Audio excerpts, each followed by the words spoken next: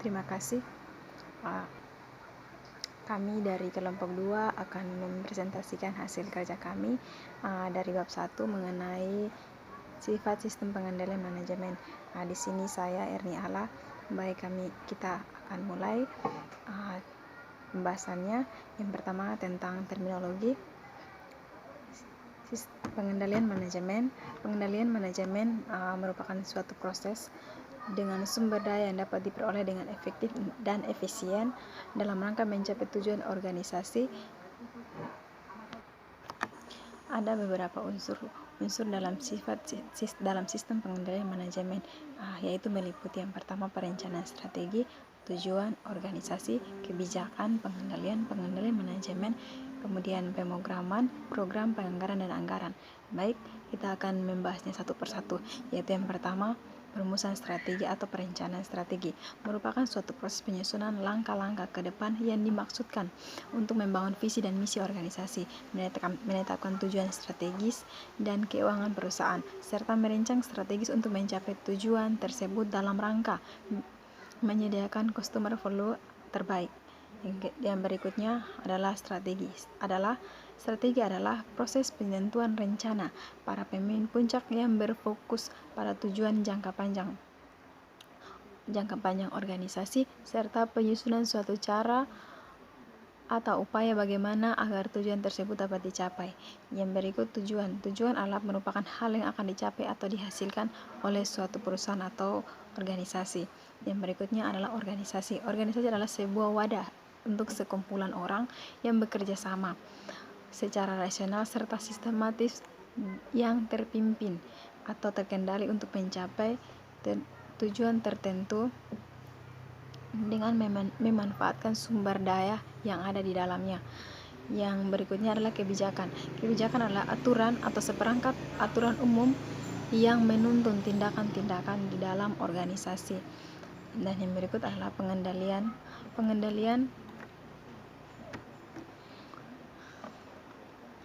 merupakan pengukuran dan perbaikan terhadap pelaksanaan kerja bawahan agar suatu rencana yang direncanakan dapat tercapai atau tujuan-tujuan perusahaan dapat terselenggara. Yang berikutnya adalah pengendalian manajemen merupakan proses dengan para manajer mempengaruhi anggota organisasi lainnya untuk mengimplementasikan strategi organisasi. Sedangkan sistem pengendalian manajemen adalah sistem yang digunakan oleh manajemen untuk mempengaruhi para anggota organisasi lain agar melaksanakan strategi dan kebijakan organisasi secara efisien dan efektif dalam rangka mencapai tujuan organisasi. Dan yang berikut adalah pemrograman. Pemrograman adalah susunan rencana kegiatan kerja yang disusun atau dirancang dan telah disepakati bersama untuk dilaksanakan dalam jangka waktu tertentu. Dan yang berikut adalah penganggaran. Penganggaran adalah susunan rencana kegiatan kerja yang penganggaran adalah pengembangan dan pemilihan program-program yang akan dilaksanakan. Dan yang berikutnya, yang terakhir adalah anggaran. Anggaran adalah sebagai suatu perencanaan dalam perusahaan atau organisasi yang disusun secara terpadu dan dijelaskan dalam suatu unit moneter pada periode dan jangka waktu yang telah ditentukan. Proses yang dilakukan dalam sistem pengendalian manajemen terdiri atas 3 elemen, yaitu yang pertama perumusan strategi, yang kedua pengendalian manajemen, dan yang ketiga adalah pengendalian operasional. Yang pertama kita bahas adalah perumusan strategi. Perumusan strategi merupakan garis besar pedoman dalam penyusunan sistem pengendalian manajemen. Dengan kata lain, dalam penyusunan sistem pengendalian manajemen beranggapan bahwa perumusan strategi sudah ditentukan terlebih dahulu. Yang kedua adalah pengendalian manajemen, yaitu garis besar pedoman dalam penyusunan sistem perumusan pengendalian operasional. Dan yang ketiga adalah pengendalian operasional, yaitu memandang bahwa pengendalian manajemen sudah ditentukan terlebih dahulu. Manajemen berfungsi untuk mengintegrasikan secara lengkap semua unsur dalam sistem pengendalian manajemen tersebut di atas. Perumusan strategi. Strategi adalah pendekatan secara keseluruhan untuk pelaksanaan perencanaan, gagasan, eksekusi, aktivitas tertentu, dan kegiatan suatu waktu tertentu. Strategi adalah rencana yang disatukan luas berintegrasi yang menghubungkan lingkungan strategi perusahaan dengan tantangan lingkungan yang direncanakan untuk memastikan bahwa tujuan utama perusahaan dapat dicapai melalui pelaksanaan yang tepat oleh organisasi. Strategi merupakan tindakan yang bersifat intermental. Apa yang diharapkan oleh para pelanggan di masa depan dilakukan beberapa langkah-langkah yang perusahaan merumuskan strategi. Yang pertama, mengidentifikasi lingkungan yang akan dimasuki oleh perusahaan untuk mencapai visi yang dicita-citakan lingkungan tersebut. Yang kedua, melakukan analisis lingkungan internal dan eksternal untuk mengukur kekuatan dan kelemahan serta peluang dan ancaman yang akan dihadapi oleh perusahaan menjalankan misinya. Yang ketiga, merumuskan faktor-faktor ukuran keberhasilan dari strategi yang dirancang berdasarkan analisis sebelumnya. Yang keempat, menentukan tujuan dan target terukur. Yang kelima, memilih strategi yang paling sesuai untuk mencapai tujuan jangka pendek dan jangka panjang. Tingkat-tingkat strategi. Yang pertama, enterprise strategi. Strategi ini berkaitan dengan respon masyarakat. Yang kedua, corporate strategi. Strategi ini berkaitan dengan misi organisasi. 3. Business strategi. Strategi pada tingkat menjabarkan bagaimana merebut pasaran di tengah masyarakat. Jenis-jenis strategi. Yang pertama, strategi integrasi. Yang kedua, strategi diversifikasi. Yang ketiga, strategi defensif. Baik, saya akan menjelaskan materi tentang sistem pengendalian manajemen.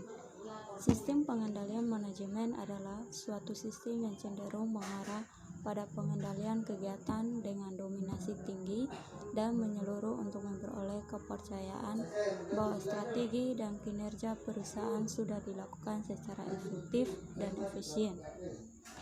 Pelaksanaan pengendalian manajemen ini telah mencakup berbagai aspek seperti kegiatan perencanaan operasional perusahaan, koordinasi kegiatan, pengendalian kegiatan, pembinaan dan pelaksanaan kegiatan.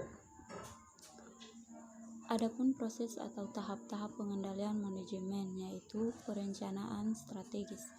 Ini merupakan proses pengambilan keputusan atas program utama yang akan dilakukan oleh organisasi untuk menerapkan strateginya dan perkiraan jumlah sumber daya akan disediakan.